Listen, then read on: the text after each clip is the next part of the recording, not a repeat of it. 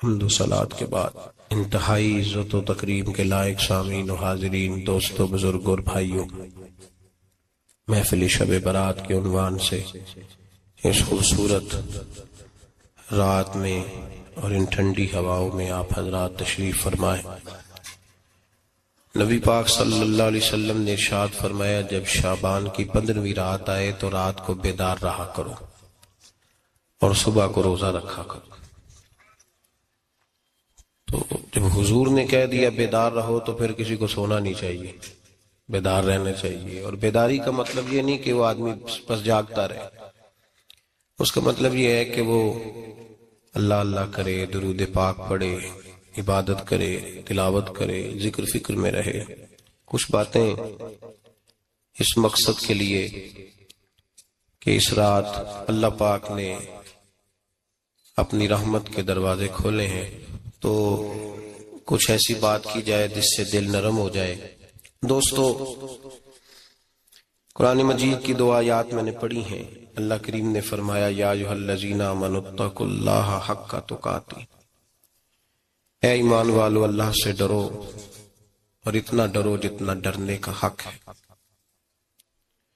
ڈرو اللہ پاک سے، اور جس طرح تم کسی سے ڈرتے ہو، ڈرنے کا حق ہوتا ہے، وہ حق ادا کرنے کی کوشش کرو۔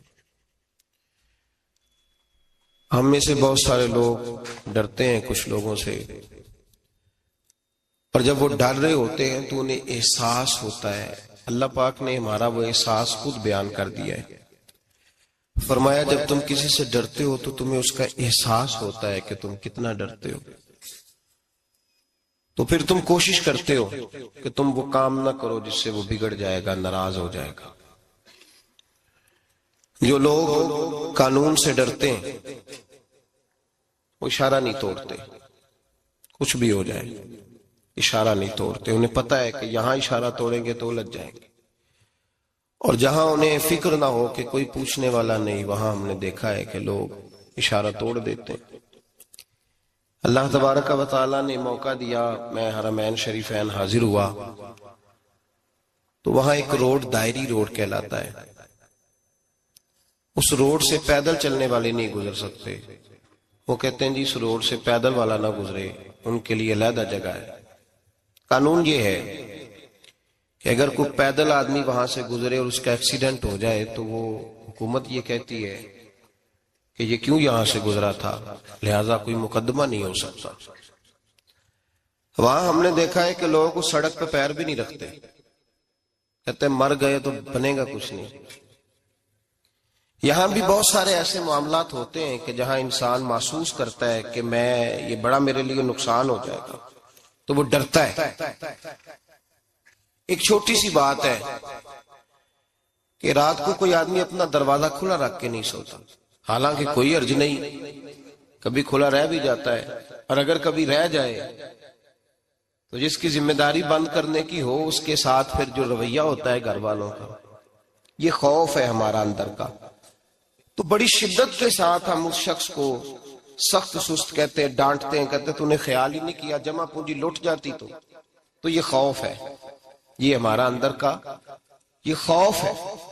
آپ بازار میں جائیں تو درجنوں لوگوں نے گن مین بٹھائے ہوئے، ان کا دل نہیں کرتا کہ اضافی تنخواہ دی جائے، کیا مطلب ہے ایک آدمی کو اضافی پیسے دینے کا، لیکن وہاں آدمی بٹھایا جاتا ہے، اس کو تنخواہ دی جاتی ہے، اس کی روٹی کا بندوبست کیا جاتا ہے، اس کے سارے ضروریات زندگی کا خیال رکھا جاتا ہے، اور پس منظر یہ ہوتا ہے کہ ڈر لگتا ہے اگر یہ شخص نہ ہوا تو ہمارے چوری ہو جائے گی۔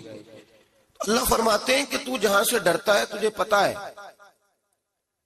تو اس طرح کر کہ مجھ سے بھی اتنا ڈر جتنا ڈرنے کا حق ہے۔ یہ جھوٹ موٹ کا ڈراوا نہ پیدا کر کے اوہ اللہ معاف کرے جی، اچھا جناب ڈرتے ہیں آپ اللہ تعالیٰ سے، آپ نے تو کانوں کو ہاتھ لگائے، تو پھر آپ کیا کر رہے ہیں؟ اللہ معاف کرے جی میں تو بات نہیں کرتا، بس 2-4 آدمیوں کی پگڑی اچھالوں گا، اس سے زیادہ نہیں۔ ڈر لگتا ہے جی بات کرتے ہوئے، 15-20 آدمی بس میرے قابو آئیں، یہ کس قسم کا ڈر ہے؟ ڈرنے کا حکم دیا، اور میرے رسول کریم سید عالم صلی اللہ تعالی علیہ وآلہ وسلم نے ارشاد فرمایا کہ تو رب کریم سے دنیا میں ڈر جا، جس طرح ڈرنے کا حق ہے جب قیامت کا دن آئے گا تو اللہ تجھے ڈرائے گا نہیں بلکہ اپنی رحمت کی چھاؤں میں جنت میں داخل کر دے گا. یہاں ڈر. ایک جگہ تو اللہ نے فرمایا ڈرو، اور کچھ جگہوں پہ فرمایا کہ جو میرے علم والے بندے ہیں نا، جن کو میں نے علم دیا ہے، عالم ہیں، ان کے بارے میں فرمایا کہ ان کے دلوں میں میری خشیت ہے.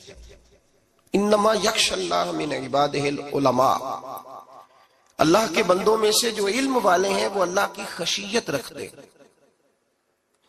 قرآن نے ایک جگہ کہا ڈرو، خوف کا لفظ بھی استعمال کیا، وَلِمَنْ خَافَ مَقَامَ رَبِّهِ جَنَّتَانِ، خوف بھی ہے اور خشیت بھی ہے. ان دونوں کا معنی ایک ہی ہے، ڈرنا. خوف کا معنی بھی اور خشیت کا معنی بھی، ڈرنا.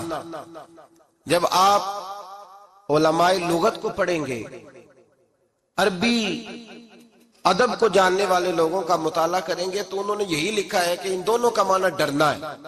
میری طرف دیکھیے، توجہ کریں، کچھ سمجھانے لگا ہوں، اس نقطے کو ضرور سمجھیے گا. خشیت کا معنی بھی ڈرنا ہے، خوف کا معنی بھی. لیکن جب صوفیاء کے پاس جائیں نا، صوفیاء جو قرآن و سنت کی روح کی تفسیر کرنے والے ہیں، تو وہ کہتے ہیں نہیں، خشیت اور خوف میں فرق ہے. خوف اور ہوتا ہے، خشیت صوفیاء اس کی تفسیر اور کرتے ہیں. وہ کہتے ہیں خوف بھی ہوتا ہے اور خشیت بھی ہوتی ہے، الگ الگ چیزیں ہیں، ایک نہیں. بڑی خوبصورت بات ہے، اگر آپ سمجھ گئے تو آپ کو فائدہ دے گی. صوفیاء یہ کہتے ہیں کہ بھائی خوف ہوتا ہے اپنے گناہوں کا، کہ میں نے یہ گناہ کیے ہیں، اگر اللہ نے مجھ سے پوچھا تو مجھے بڑا خوف آتا ہے، مار پڑے گی، یہ خوف ہے. پھر سمجھ لیں، ایک آدمی نے حرام کا مال اکٹھا کیا ہے زندگی میں، معاذ اللہ اس نے بڑے پاپ کیے، گناہ کیے، شراب پی، بدکاری کی، معاذ اللہ تعالیٰ ثم معاذ اللہ. اب اسے ڈر لگ رہا ہے کہ اللہ تبارک و تعالیٰ نے پوچھا تو میں کیا جواب دوں گا. یہ خوف ہے. اور خشیت یہ ہے کہ ایک آدمی سارا دن نماز پڑھتا ہے، روزہ رکھتا ہے، عبادت کرتا ہے، اللہ کو یاد کرتا ہے، پھر بھی ڈرتا ہے. یہ خشیت ہے، یہ خشیت ہے. جو گناہوں سے ڈرے وہ خوف ہے، اور جو رب کی ناراضگی سے ڈرے وہ خشیت ہے. جو کہے یار میرا رب کہیں ناراض نہ ہو جائے، میرا رب کہیں مجھ سے. بڑی خوبصورت مثال دی.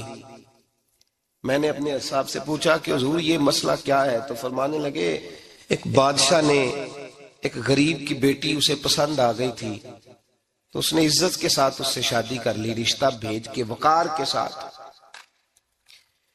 بیٹی کا باپ اپنی بیٹی کے مقدر پر رشک کرنے لگا کہ میری بیٹی کو بادشاہ نے پسند کیا ہے، بادشاہ کے شہزادے نے رشتہ بھیج دیا ہے. شہزادہ بیاہ کے لے گیا بیٹی کو. 20 کنیزائیں، نوکرانیاں اس عورت کی خدمت کرنے پہ لگی ہوئی ہیں، توجہ ہے، اس کا ہر حکم ماننے کو تیار ہے. لیکن وہ بی بی سویرے بھی رو پڑتی ہے اور شام کو بھی رو پڑتی ہے، روتی رہتی ہے. اس سے کسی نے پوچھ لیا کہ بی بی تو روتی کیوں ہے؟ 20 کنیزائیں ہیں، گھر میں سکون ہے، ہر شے ہے، تو روتی کیوں ہے؟ تو وہ کہنے لگی اصل بات یہ ہے کہ جو کچھ مجھے ملا ہے میں اس کے قابل نہیں تھی، تو میں ڈرتی ہوں میرا سائیں کہیں ناراض نہ ہو جائے، وہ ناراض نہ ہو جائے. میں قابل نہیں تھی، میری اوقات نہیں تھی. یہ من آنم کے من دانم، میں جو ہوں اس کا مجھے پتا تو ہے. اس نے میری حیثیت سے، میری اوقات سے، میرے ظرف سے، میری محنت سے بڑا بڑھ کے مجھے عطا کر دیا. میری چونکہ اوقات سے زیادہ دے دیا تو میں ڈرتی ہوں وہ ناراض نہ ہو جائے، کہیں میری یہ کھیل، یہ جو میں نے گھونسلہ بنایا ہے، یہ کہیں میرا ٹوٹ نہ جائے. میرے بھائی، میرے رسول کریم سید عالم صلی اللہ علیہ وسلم کے امت کے اولیاء، صلحاء، صوفیاء، اتقیاء، صحابہ، اہل بیت، یہ لوگ جب روتے تھے تو یہ کوئی اس لیے نہیں روتے تھے کہ یہ آج دوپہر کو چینی میں ملاوٹ کر کے آئے ہیں تو اس لیے رو رہے ہیں رات کو. اس لیے نہیں روتے تھے کہ آج انہوں نے جو شکر بیچی ہے اس شکر کے اندر بورا ملایا ہوا تھا. اس لیے نہیں رو رہے کہ آج 10 15 20 لاکھ رشوت کا مال بینک میں جمع کر، اس لیے تھوڑی روتے تھے. یہ تو اس لیے روتے تھے کہ اللہ تو نے بڑا کچھ عطا کیا ہے، کہیں ہم سے ناراض نہ ہو جانا. یہ تو اس کی خشیت میں رو رہے تھے. حضرت داؤد طائی رحمت اللہ تعالی علیہ، حضرت امام جعفر صادق جو نبی پاک صلی اللہ علیہ وسلم کے نواسے، جناب داؤد طائی کی ملاقات ہوئی تو امام جعفر صادق حضور کے نواسے عرض کرنے لگے، داؤد طائی یار میری بخشش کی دعا کرنا، رب مجھے معاف کر دے. تو حضرت داؤد طائی رحمت اللہ علیہ فرمان لگے، امام صاحب آپ حضور کے نواسے ہیں، میں نے دعا کرنی ہے کہ آپ نے میرے لیے کرنی ہے؟ تو حضرت امام جعفر صادق رو پڑے، کہنے لگے یار تو نہیں کرنی ہے، اور اسی لیے تو تجھ سے دعا کرا رہا ہوں کہ کہیں ایسا نہ ہو نانا مصطفیٰ کی بارگاہ میں جاؤں تو وہ مجھے کہیں کہ میں کس طرح کا تھا تو کس طرح کا بن کے آیا ہے. یہی تو دعا کرانی ہے کہ میرے لیے دعا کر. جو جتنا بڑا ہوتا تھا نا اتنی زیادہ خشیت ہوتی. اور گناہگار کے تو اللہ تبارک و تعالیٰ بعضوں کا سزا دیتا ہے، آنسو سلب ہو جاتے. اس کو تو اپنے گناہوں پہ رونا ہی نہیں آتا. وہ تو روتا ہے بچہ نہ ہو تب روتا ہے، وہ تو روتا ہے پیسے نہ ہو تب روتا ہے، وہ تو اس وقت روتا ہے جب اس کا مال چلا جائے. اس کو تو بعضوں کا گناہگار کو تو بعضوں کا سزا ملتی. اللہ فرماتے تو دنیا کے لیے روئے گا، میرے لیے نہیں رو سکتا.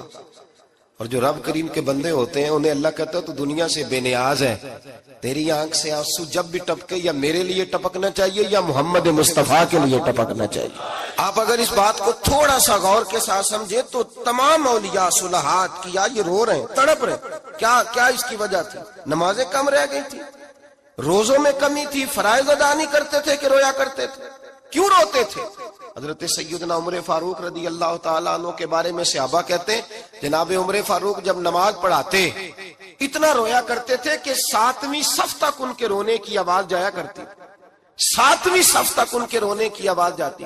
ہم لوگ بن کے بیٹھ گئے ہیں، ہم لوگ بن کے بیٹھ گئے. ہم یہ سمجھتے نہیں کہ ہماری حیثیت کیا تھی اور رب کریم نے ہمیں نوازا کیا ہے. آپ پڑھیے کتابیں، میرے رسول پاک صلی اللہ علیہ وسلم فرماتے ہیں میرا عمر جس گلی سے گزرے شیطان رستہ بدل جاتا ہے. نبی پاک فرماتے ہیں میرا عمر جب تک دنیا میں رہے گا دوزخ کو تالا لگا رہے گا. اس صاحب عزد الغابہ نے لکھا ہے نبی پاک صلی اللہ علیہ وسلم نے حضرت جبریل امین کو بلایا، فرمایا چل میرے عمر کی شان بیان کر. تو حضرت جبریل امین علیہ السلام عرض کرنے لگے یا رسول اللہ صلی اللہ علیہ وسلم 950 سال اگر اللہ مجھے عمر دے، 950 سال رب عمر دے اور پھر بھی میں عمر فاروق کے فضائل بیان کروں تو میں نہیں کر سکتا. عمر کی شان میں نہیں بیان کر سکتا. 950 سال بھی اگر میری عمر ہو. نبی پاک نے فرمایا پھر میرے ابو بکر کے بارے میں عرض کی یا رسول اللہ ابو بکر کی تو بات اس سے بہت آگے کی ہے نا. وہ نبی پاک کتنی عظمت بیان کر رہے ہیں، کس قدر زیادہ رسول کریم صلی اللہ تعالی علیہ وآلہ وسلم ان کی عظمت بیان کرتے ہیں. حضرت عمر کیا کہتے ہیں؟ وہ لوگوں کو بتاتے پھرتے ہیں کہ تم نے دیکھا ہے نا میری کتنی عظمت ہے. وہ یہ نہیں کہتے. حضور فرماتے ہیں عمر کی بڑی شان بڑی شان بڑی شان. اور عمر کے پاس جب بھی کوئی جاتا ہے کہتے ہیں عمر آپ کا کیا مقام ہے؟ تو عمر فرماتے ہیں میں تو اونٹ چرانے والے کا بیٹا ہوں، میں تو اونٹ چرانے والے کا بیٹا ہوں، میں تو اونٹ چرایا کرتا تھا، میں تو 10 اونٹ نہیں سنبھال سکتا. حضرت فاروق اعظم رضی اللہ تعالیٰ عنہ سے کو پوچھتے جناب عمر آپ کا کیا حال ہے؟ تو آپ فرماتے یہ تو میرے مقدر ہے کہ میری بہن نے قرآن سنایا تو میں در رسول تک پہنچ گیا، ورنہ مجھے پوچھنے والا کوئی نہ ہوتا. کبھی جناب علی المرتضیٰ کا بازو پکڑ کے کہتے ہیں علی تو نہ ہوتا تو عمر ہلاک ہو جاتا. بھائی حضور شانے بیان کرتے ہیں. نبی پاک کہتے ہیں میرے ابو بکر نے احسانات کیے، بڑے احسانات کیے، میں نے سب کا بدلہ چکا دیا. ابو بکر کا نہیں چکایا. اللہ کی بارگاہ میں عرض کروں گا یا اللہ تو ہی اسے بدلے دے. اور جناب ابو بکر صدیق سے کوئی پوچھتا ہے ابو بکر آپ کا کیا حال ہے؟ تو ابو بکر صدیق فرماتے ہیں مجھ سے میرے اندر کا عالم نہ پوچھو، اگر قیامت کے دن اعلان ہوا نا کہ سارے لوگ بخشے گئے ایک باقی بچا ہے تو مجھے ڈر لگتا ہے اکیلا ابو بکر ہی بچ جائے گا جو نہیں بخشا جائے گا.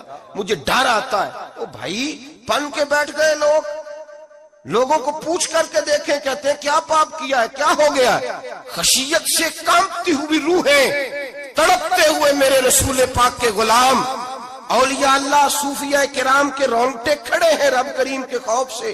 جو جتنا مالک کو جانتا ہے اتنا کانپ رہا ہے، اتنا ڈر رہا ہے. جس کی آنکھوں سے آنسو خشک ہے مطلب یہ ہے یہ رب کو جانتا ہی نہیں، اسے کیا خبر اس کا جلال کتنا ہے، اسے کیا خبر اس کا عذاب کتنا ہے، تو کیا جانے۔ ان بطش ربک لشدید، جب وہ پکڑتا ہے تو بڑا سخت پکڑتا ہے۔ حضرت عثمان غنی کو 3 دفعہ میرے نبی پاک نے فرمایا جنتی ہے، جنتی ہے، العثمان فی الجنہ، العثمان فی الجنہ، العثمان فی الجنہ، 3 دفعہ حضور نے جنت کی بشارت دی۔ میرے مصطفیٰ کریم نے فرمایا میرا عثمان گلی سے گزرے تو فرشتے بھی اس کی حیا کرتے ہیں۔ جناب عثمان غنی جن کو میرے نبی نے 2 بیٹیاں دے کے کہا عثمان میری 100 بیٹی بھی ہوتی، ایک کے بعد دوسری انتقال کرتی جاتی تو میں ساری تیرے نکاح میں دے دیتا، وہی حضرت عثمان غنی قبر پہ کھڑے ہیں حضور کے وصال کے بعد، ایک قبر پہ کھڑے، آنکھوں سے آنسو جاری ہے، داڑھی ساری آنسوؤں سے بھر گئی ہے، روتے ہی جاتے ہیں، روتے ہی جاتے ہیں۔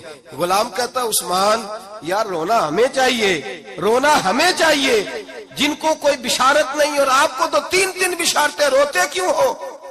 جناب عثمان غنی فرمانے لگے جس مصطفیٰ نے مجھے جنت کی بشارت دی اسی رسول نے فرمایا تھا قبر آخرت کی منزلوں میں سے پہلی منزل ہے، آخرت کی منزلوں میں سے پہلی منزل۔ سوچتا ہوں اگر رب کریم نے عثمان سے حساب پوچھ لیا حساب کیسے دینا ہے؟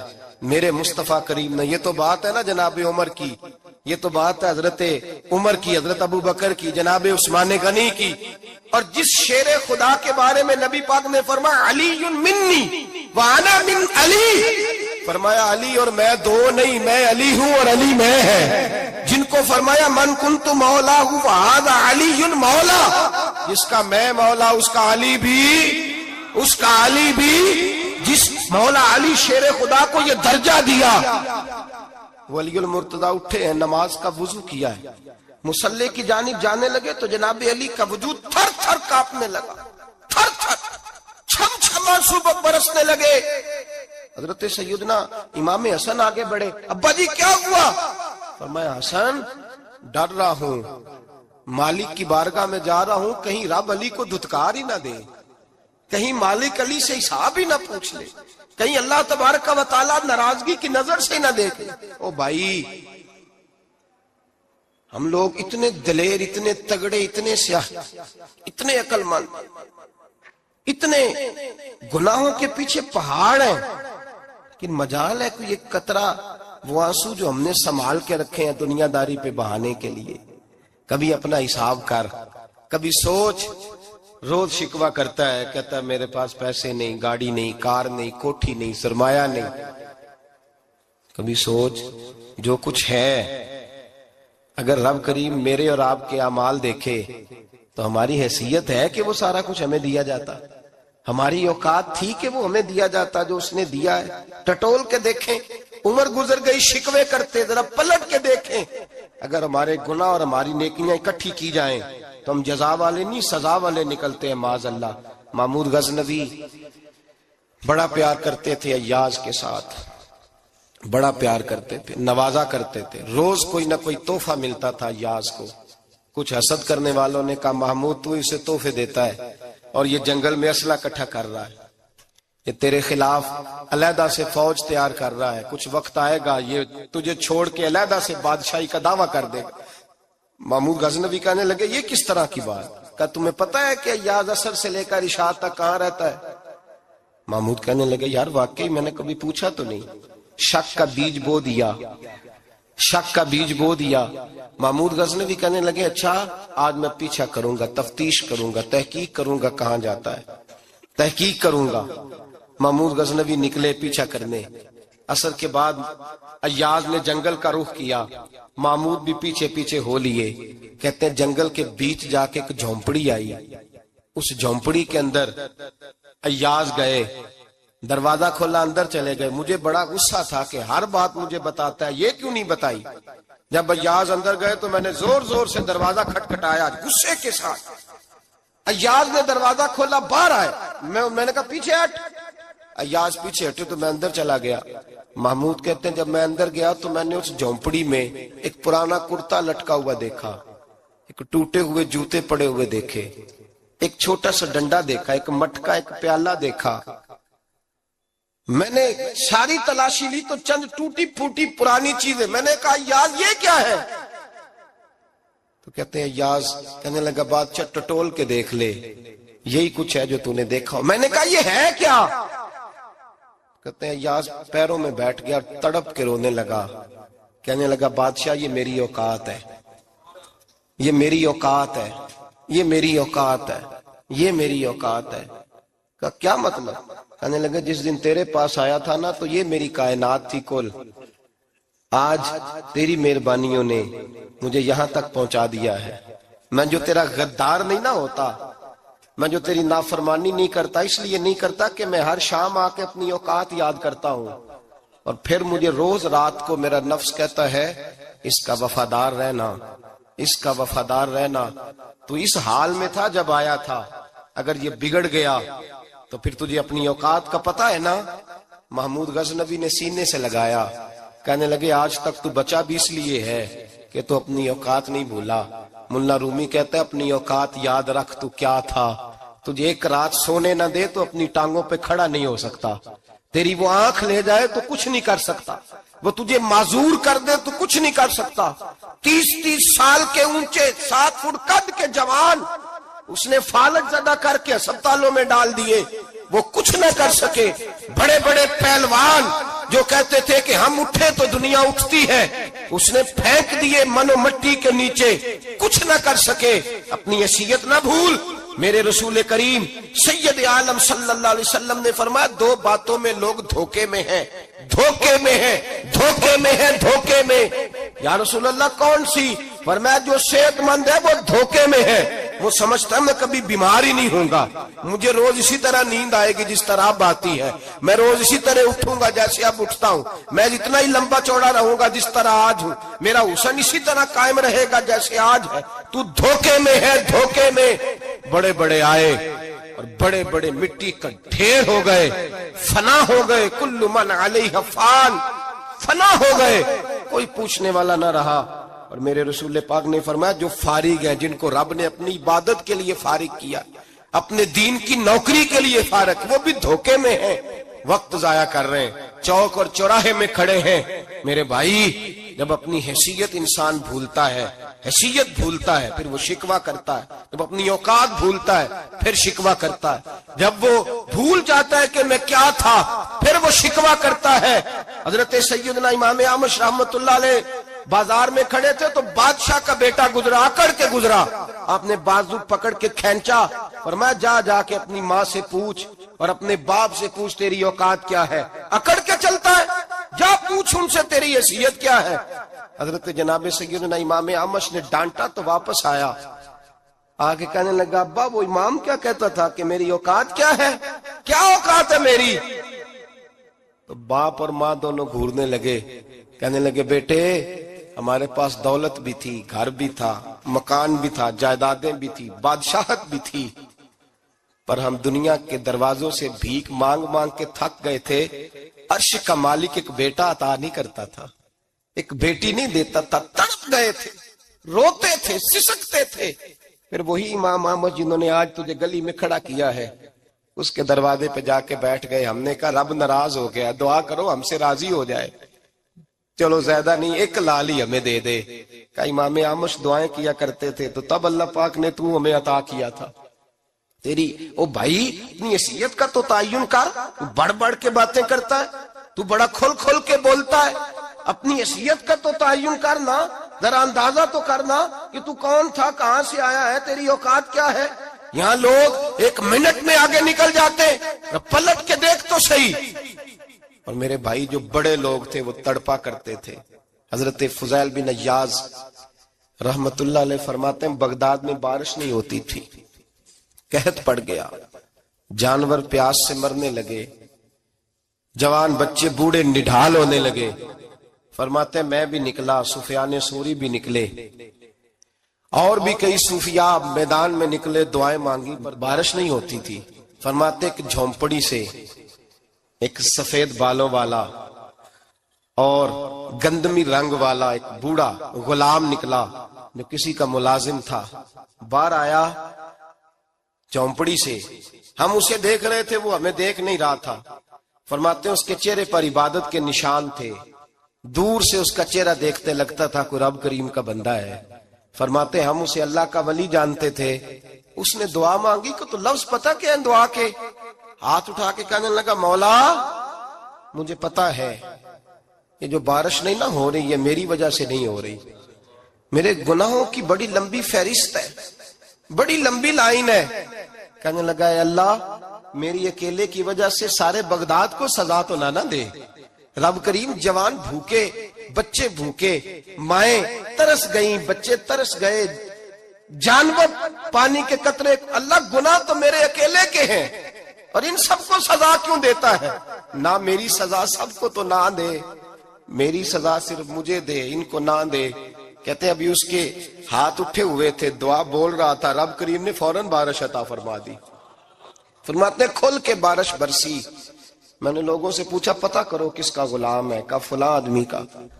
حضرت فضیل بن عیاض کہتے ہیں میں شام کو گھر چلا گیا، اس کے آقا سے بات کی، خرید لیا۔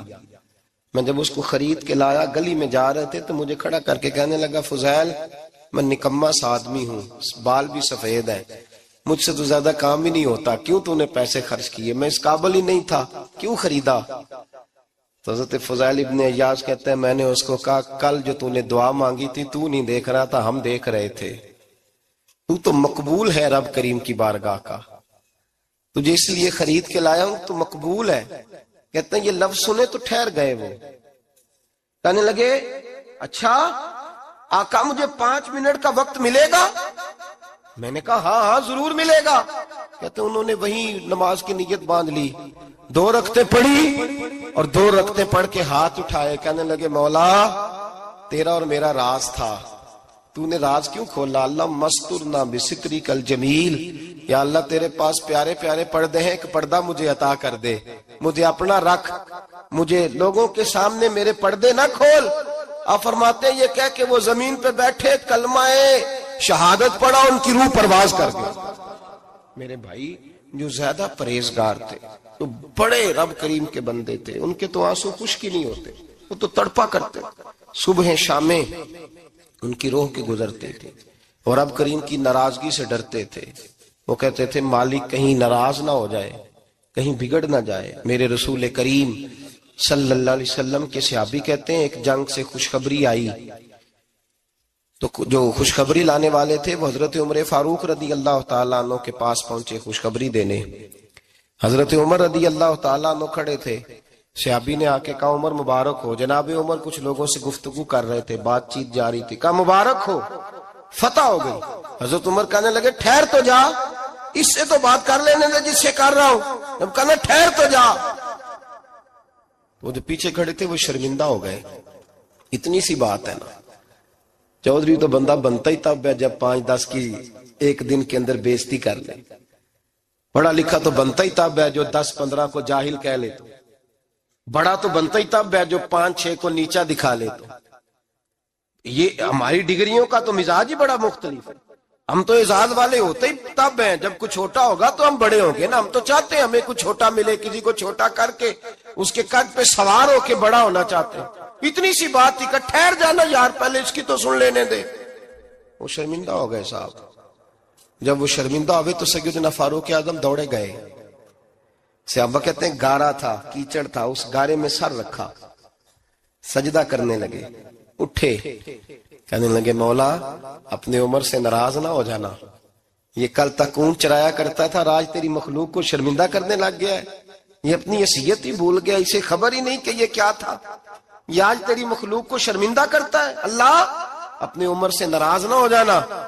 وہ شخص کہتے ہیں پیچھے آ کے کھڑا رو رہا ہوں، میں نے کہا عمر کیا کر رہے ہو؟ فرمایا نہیں یار میں نے تجھے شرمندہ کیا ہے، یہ میں بھول گیا تھا کہ میں کیا ہوں۔ بھائی اپنی حیثیت کا تعین کریں، آؤ آج اپنی حیثیت کا تعین کریں، دیکھیں ہم کہاں تھے، کہاں بیٹھے، پلٹ کے دیکھیں کیا تھے، ہم کیا ہیں، راتیں کہاں گزرتی ہیں، صبح کہاں بیتتی ہیں۔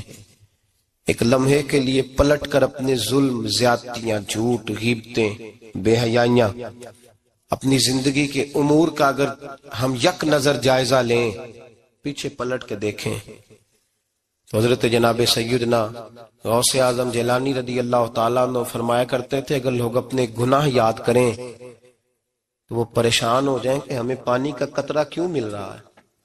وہ اگر اپنی غلطیاں یاد کریں تو انہیں احساس ہو کہ ان کا سانس کیسے چل رہا ہے. بھائی اگلی بات سنو گے تو اور حیران ہو جاؤ گے. حضرت غوث اعظم رضی اللہ تعالیٰ عنہ فرمایا کرتے کہ اب خیال آتا ہے، اب سوچ آتی ہے کہ رب کریم نے کتنی ڈھیل دی ہوئی ہے. ہم ہیں کہ سمجھتے ہیں یہ میری عقل مندی کا کمال ہے کہ مجھے سارا کچھ نافرمانی کے باوجود بھی مل رہا ہے. بھائی خشیت الہی پیدا کریں. جتنا بندہ بڑا ہوتا تھا اس کے دل میں خوف بھی اللہ کا وہ جانتا تھا. حضرت امام اعظم ابو حنیفہ بیٹھے تھے تو ایک بی بی فتویٰ پوچھنے آئی. بی بی روز خاوند سے مطالبہ تو کرتی ہے، فلاں چیز چاہیے فلاں چیز چاہیے. اللہ کرے وہ یہ مطالبہ کرنے لگ جائے کوئی شے نہیں چاہیے، جو چاہیے حلال کا چاہیے. آمین تو کہہ دے.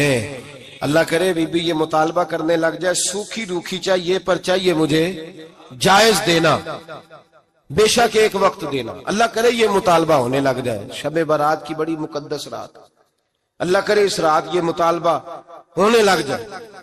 ایک بی بی آئی خاتون، چرخہ کاٹتی ہے، سوت بناتی ہے. حضرت امام صاحب سے مسئلہ پوچھنے آئی. کیا مسئلہ پوچھا اس نے؟ کہنے لگی حضرت جی میں نا رات کو اپنی چھت پہ بیٹھ کے چرخہ کاٹتی ہوں، سوت بناتی ہوں. 14ویں رات کا چاند جب چڑھا ہوتا ہے تو اس کی روشنی میں چرخہ کاٹتی ہوں. کئی دفعہ نا بادشاہ کا لشکر میری گلی سے گزرتا ہے، بڑے بڑے لالٹین انہوں نے پکڑے ہوتے ہیں، بڑے بڑے روشن دان، بڑی بڑی ان کے اندر روشنی ہوتی ہے. تو حضرت جی کئی دفعہ نا وہ جب گزرتے ہیں تو ان کی روشنی میں بھی میں کچھ سوت بنا لیتی ہوں. مسئلہ یہ پوچھنا تھا کہ اس روشنی میں جو سوت بناتی ہوں اس کی کمائی میرے لیے جائز ہے کہ ناجائز ہے؟ اس کی روشنی میں حضرت امام اعظم نے اللہ اکبر کا اور چھم چھم آنسو گرنے لگے. حضرت امام صاحب نے اپنا گریبان پکڑا اور کھینچا، قمیض پھٹ گئی. کہنے لگے بی بی مسئلہ چھوڑ، تو پہلے بتا تو ہے کون، کہاں سے آئی ہے، کون ہے بتا. تو کہنے لگی میں حضرت بشر حافی کی ہمشیرہ ہوں، میں حضرت بشر حافی، وہ جو درویش ننگے پیر نہیں پھرتا رہتا بغداد کی گلیوں میں، میں اس عظیم بھائی کی بہن ہوں، بشر حافی کی ہمشیرہ ہوں. تو حضرت امام اعظم فرمانے لگے کوئی اور بی بی آتی تو اس کے لیے جائز تھا، کیونکہ وہ جان بوجھ کے تو کسی کی روشنی نہیں استعمال کرتی، خود آتی ہے. کوئی اور آتی تو جائز تھا، تیرا مقام بڑا ہے، تیرے لیے جائز نہیں. لیے جائز نہیں تو اپنی حیثیت کا تعین کر، یہ تیرے لیے درست نہیں. بھائی بڑا تو تب ہوگا جب تیری احتیاط بڑی ہو جائے گی، بڑا تب ہوگا جب تیرا تقوی بڑا ہو جائے گا، بڑا تو تب ہوگا جب تو حلال حرام کے معاملے میں باریک باریک چیز کا خیال رکھے گا. اور اگر تو کہ خیر ہے دیکھی جائے گی، ساری دنیا کر رہی ہے، ساری زمانہ کر رہا ہے، فلاں بھی کر رہا ہے، وہ خدا کے بندے یہ کس طرح کا معاملہ ہے، یہ کس طرح کی جمہوریت ہے؟ اپنے آپ کو سمجھائیں اور میرے عزیز خشیت والی زندگی پیدا کریں، تقوی والی زندگی پیدا کریں. ہم لوگ ایسا وقت گزار رہے ہیں، اور یہ یاد رکھنا ہمیشہ انسان دنیا میں آتے ہیں، اس شہر کے بہت سارے لوگ ہو گزرے، علماء، مشائخ، صوفیاء، تاجر، زمیندار. آپ کسی بھی شعبے میں ٹٹولیں گے تو آپ کو کئی نام ملیں گے. اس شہر محبت کے ڈھیروں لوگ ہو گزرے، اور یہ کہانی ہر شہر کی ہے. آج میں اور آپ یہاں بستے ہیں، کچھ وقت کے بعد ہم داستان ہوں گے. امام شافعی رحمت اللہ علیہ فرماتے ہیں میں ایک شہر سے گزر رہا تھا تو میرے پیر کو ٹھوکر لگی، میں نے زمین کھودی تو ایک کھوپڑی نکلی. کھوپڑی نکلی تو اس کے اوپر تاج بھی تھا. فرماتے میں نے شہر کے لوگوں سے پوچھا یہ کیا ہے؟ تو کہنے لگے یہ بادشاہوں کا قبرستان ہے، اس میں غریب دفن تو نہیں ہو سکتا تھا، دفن تو بادشاہوں کا خاندان ہے. لیکن افسوس کی بات یہ ہے کہ یہاں مٹی ڈالنے کوئی نہیں آتا، اب یہ سیدھی سڑک بن گیا. بھائی کبھی پلٹ کے دیکھ، ہزاروں لوگ آئے اس روڈ سے، کروڑوں لوگ گزرے اور منزل کو چلے گئے، لوگوں نے یاد نہیں رکھا. آپ اپنے حصے کا عمل کرنے آئے، ٹھیکیدار نہیں ہے کوئی اپنی اولاد کا، بال بچے کا، بہن بھائی کا. حق ضرور ہے، ان کے لیے محنت ضرور کرے گا، لیکن اس کو یہ اجازت نہیں ہے کہ وہ کہے کہ میں اب بڑا ذمہ دار ہوں تو میں نے 20 کروڑ بینک بھر کے جانا ہے۔ حضرت عمر بن عبدالعزیز رحمت اللہ تعالی علیہ کے انتقال کا وقت آیا تو اپنے بیٹوں کو بلایا، فرمانے لگے بیٹو تمہارا باپ بزدل تھا، تمہارے لیے کچھ کر نہیں سکا۔ کہا ابا جی کیا ہوا؟ فرمانے لگے بیٹے میں بزدل تھا، جہنم سے ڈر گیا، تمہارے لیے کوئی بینک بیلنس اکٹھا نہیں کر سکا۔ میں تھوڑا دلیر ہوتا، دوزخ سے نہ ڈرتا تو تجوریاں بھر کے جاتا۔ پرانے بادشاہ محل چھوڑ کے گئے ہیں پر میرے پاس کچھ نہیں ہے، بادشاہ ہونے کے باوجود میں فقیر ہوں، خالی آ جا رہا ہوں، بزدل جو تھا۔ آپ نے جب یہ لفظ کہے تو بچے رونے لگے، کہنے لگے ابا جی ہمیں تو فخر ہے، ہمیں تو فخر ہے، جس گلی سے بھی ہم گزرتے ہیں کپڑے ہمارے سادے ہوتے ہیں پر لوگ دکانیں چھوڑ کے ملتے ہیں، کہتے ہیں نیک باپ کی اولاد جا رہی ہے، یہ بڑے مرتبے والے باپ کی اولاد جا رہی ہے۔ بھائی یاد رکھیں، خشیت الہی پیدا کریں، نہ اپنی ذات کے ساتھ ظلم کریں۔ اگر آپ کوئی بھی غلط کام کرتے ہیں تو اس کا جواب آپ نے دینا ہے۔ اگر آپ نے 1 کروڑ روپیہ ناجائز کمایا ہے تو وہ اللہ آپ سے نہیں، آپ کے بچے سے نہیں پوچھے گا، بیوی سے نہیں پوچھے گا، بہن بھائی سے نہیں، وہ آپ نے جواب دینا ہے۔ آپ نے اپنے اعمال پر غور کریں۔ آج شب برات ہے، میرے نبی کریم صلی اللہ علیہ وسلم نے فرمایا کہ میری امت کی اتنی بخشش ہوگی، مدینے میں سب سے زیادہ بنو کلب کا قبیلہ بکریاں پالتا ہے، ان کی بکریوں کے بالوں سے بھی زیادہ اللہ میری امت کی بخشش فرمائے گا۔ اس کو توبہ کی رات کہا جاتا ہے۔ توبہ کا مطلب یہ ہوتا ہے کہ اللہ میں آج کے بعد گناہ نہیں کروں گا۔ توبہ کا مطلب ہوتا ہے کہ میں آج کے بعد یہ غلطی، آپ کا ملازم کتنی بار غلطی کرے تو آپ رکھ لیتے ہیں؟ ایک دن میں 100 دفعہ کرے تو گنجائش ہے اس کو رکھنے کی؟ اللہ رکھ لیتا ہے، کہتا تو توبہ کر، ہے گنجائش؟ میرا خیال ہے جو 10 بار بھی کرے اس کے لیے بھی گنجائش ہے، اس کے لیے بھی گنجائش ہے۔ استاد باپ ہوتا ہے، بچے سے غلطی ہو جائے تو کہتا تجھے ارجانہ بھرنا پڑے گا۔ بچے لگے نہیں ہوتے اسکولوں میں، جرمانے لگے ہوتے ہیں، چھٹی کا لیدہ ہے، فلاں کام کا لیدہ ہے، حالانکہ باپ ہے۔ بھائی اللہ فرماتا ہے تو توبہ کر، اور توبہ یہ ہے کہ میں آج کے بعد یہ گناہ، اس آدمی نے کل 5 نمازیں نہیں پڑھنی، اس کا آج توبہ کرنے کا کیا مطلب ہے؟ توبہ کا کیا مطلب ہے کہ میں آئندہ گناہ، تو جو سویرے 5 نمازیں نہیں پڑھنا چاہتا، کہتا ہے کل زور نہیں میں نے پڑھنی، چلو فجر تک جاگنا ہے، فجر پڑھ لوں گا، تو اس نے توبہ کی ہے؟ کوئی مذاق ہے؟ استغفر اللہ استغفر اللہ استغفر اللہ، معاف کر دے، کیا معاف کر دے؟ سویرے تو مسجد آئے گا۔ بھائی آپ کسی جگہ، ہم سادے لوگ ہیں، دیہاتی لوگ، یہ ہمارا دیہات کا ماحول ہے، بچے کو مارتے ہیں نا مدرسے والے کو، تو ہم کہتے ہیں دوبارہ کرے گا، تو کیا کہتے ہیں اگوں، تو جو بچہ کہے تسی تھپڑ دو مار لو میں سویرے پھر کرنا دے، تو اس کو معافی ملے گی؟ یہ کیسی معافی ہے کہ سویرے میں نماز نہیں پڑھنی زور کی لیکن یا اللہ معاف کر دے؟ یا اللہ، یہ جھوٹ ہے، یہ دھوکہ ہے، یہ مذاق ہے، مذاق نہیں کرے۔ اور بندہ کوئی سیاںا ہو تو مذاق برداشت نہیں کرتا، اور معاذ اللہ استغفر اللہ، رب کریم کے ساتھ مذاق۔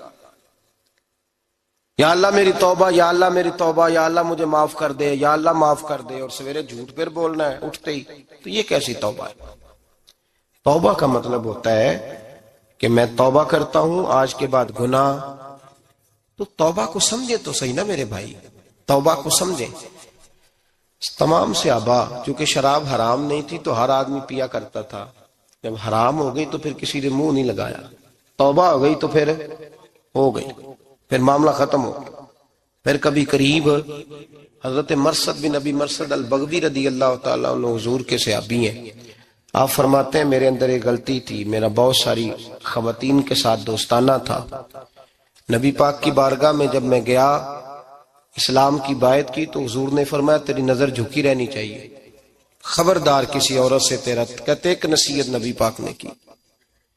آپ فرماتے ہیں میں نے اپنے دل کو اس طرح سمجھایا کہ عورتیں اگر میرے پاس آ کے کھڑی ہوتی تھی تو میرے اندر کا وجود کہتا تھا کہ ہو ہی نہیں سکتا میری توجہ جائے، اس لیے کہ توبہ کی ہے، اب دوبارہ ادھر توجہ جا سکتی؟ میرے بھائی توبہ کو اس کے مفہوم کے ساتھ توبہ کریں، جھوٹ نہیں بولیں، گناہ نہیں کریں۔ میرے رسول کریم صلی اللہ علیہ وسلم نے فرمایا استغفار پڑھا کرو، میں دن میں 100 مرتبہ استغفار کرتا ہوں۔ حضور کہتے ہیں میں دن میں حضور 100 دفعہ دن میں استغفار کرتے. امام حسن کے پاس ایک شخص آیا, کہا میرے پاس اولاد نہیں, فرمایا استغفار پڑھ. ایک پھر آ گیا, اس نے کہا حضور میرے پاس روزی نہیں, فرمایا استغفار پڑھ. ایک اور آیا, اس نے کہا حضور بیماری بڑی ہے گھر میں, فرمایا استغفار کر. آپ کے صاحبزادے بیٹھے تھے, کہا ابا جی جو آتا ہے آپ استغفار ہی بتاتے ہیں. آپ فرمانے لگے جب کوئی بندہ توبہ کرتا ہے تو رب راضی بڑا ہوتا ہے. تو میں نے سب کو توبہ کا وظیفہ بتایا ہے, جس کی جو بھی مجبوری ہو اگر توبہ کر لے تو اللہ تعالیٰ اسے آسانی عطا کر دیتا ہے, اللہ اس پہ نظر رحمت کر دیتا ہے. اپنے آپ کو تبدیل کریں, نماز کو اس کی حقیقت کے ساتھ پڑھا کریں, اس کی حقیقت کے ساتھ نماز کو پڑھیں.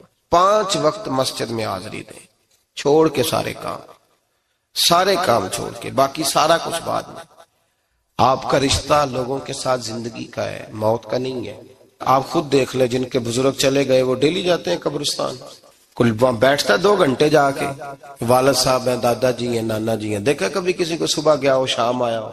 یہی حال ہمارا ہوگا, بالکل کوئی نہیں جائے. اور پھر جب کوئی انتقال کر جاتا ہے نا تو کوئی یہ نہیں کہتا کہ ابا جی کو غسل دے لو, کہتے ہیں میت کو غسل دو. ماں آنکھوں کی ٹھنڈک ہوتی ہے لیکن کہتے ہیں لاش کو اٹھاؤ, جنازے کو اٹھاؤ. آپ کے رشتے ناطے ختم ہو گئے. اگر آپ ناراض نہ ہوں تو مجھے جنازے پڑھانے کا موقع ملتا ہے. 1-2 بات عرض کرتا ہوں, اس کے بعد ذکر کرتے ہیں, انشاءاللہ دعا ہوگی. جنازوں پہ جانے کا اتفاق ہوتا ہے تو میں جنازے سے محسوس کرتا ہوں بہت ساری چیزوں کو.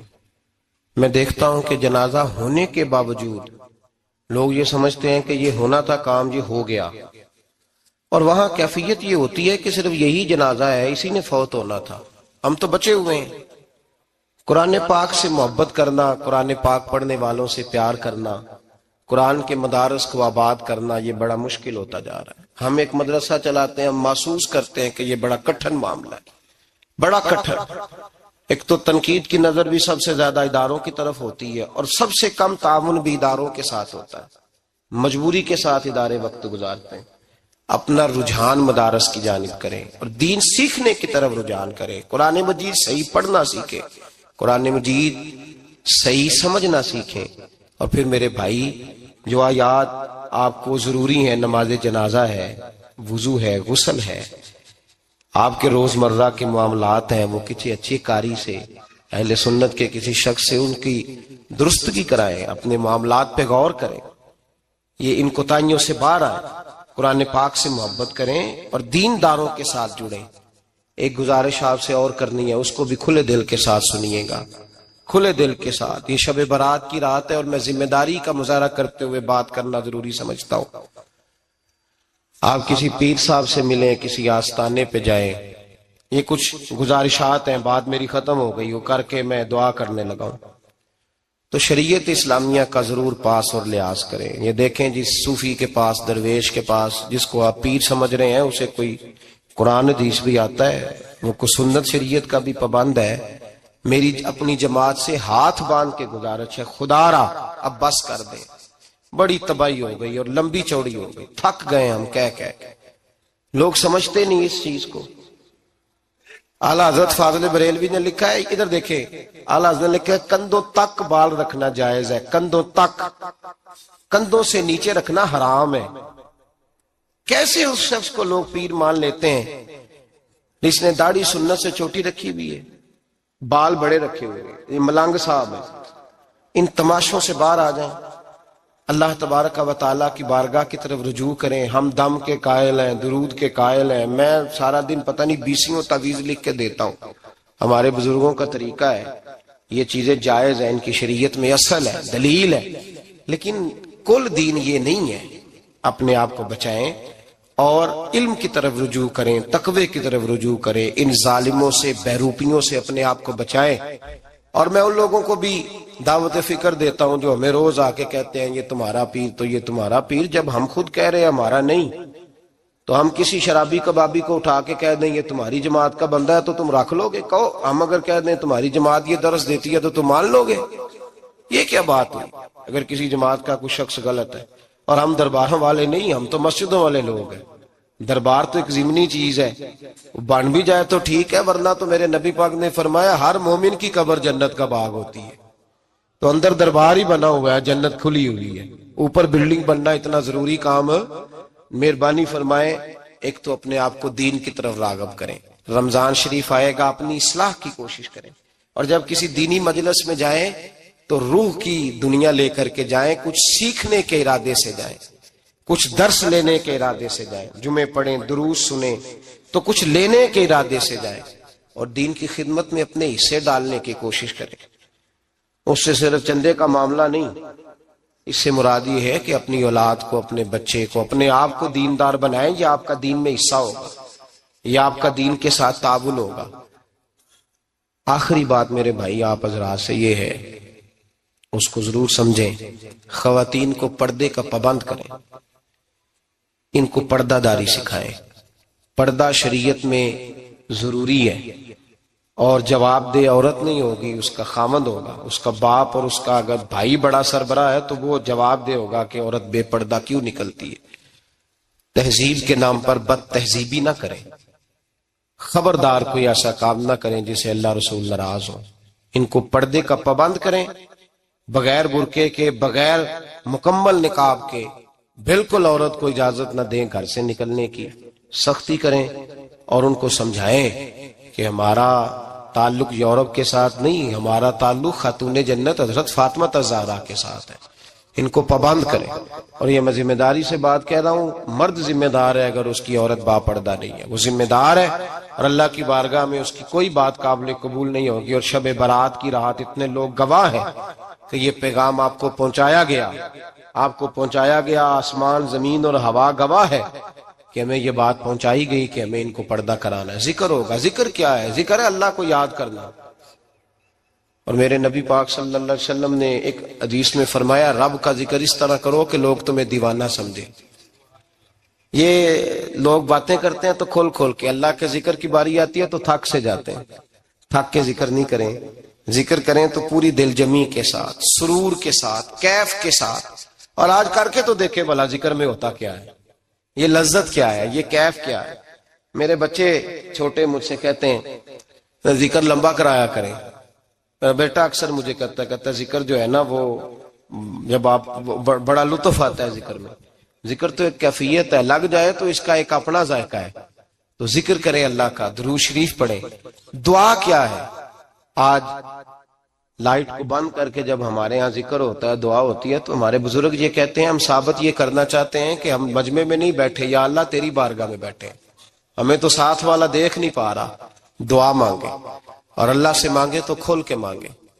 اور آج اگر ہو سکے نا تو کوئی ایک آدھ قطرہ گرا ہی دے۔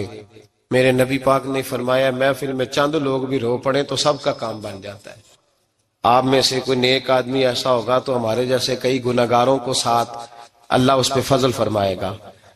یہاں ذکر کے بعد دعا ہوگی، دعا کے بعد پھر سلام ہوگا، پھر ایک دفعہ آخر میں دعا ہوگی، پھر آپ کو کچھ وقت دیا جائے گا انفرادی طور پہ نفل ادا کرنے کا، 4 6 نفل پڑھ کے نئے سرے سے تازے ہو کے آپ حضرات تشریف لائیں گے، اور پھر انشاءاللہ تعالی یہاں لنگر کا بندوبست ہوگا، آپ حضرات کے لیے ماں حضر جو کچھ ہے آپ کو پیش کیا جائے گا۔ کوشش کریں روزہ رہ ہی جائے صبح کا، ویسے بھی پریکٹس ہوگی رمضان کی، اور شعبان میں زیادہ روزے رکھنا میرے نبی پاک کی سنت بھی ہے، اس لیے ضرور کوشش کریں کہ سحری کا بندوبست ہے تو آپ روزہ رکھیں تاکہ آپ کے لیے آسانی ہو جائے۔ اللہ تبارک و تعالی ہماری اس حاضری کو اپنی بارگاہ میں مقبول فرمائے۔ پڑھیے لا الہ الا اللہ ہو، لا الہ الا اللہ۔ کسی نے پوچھا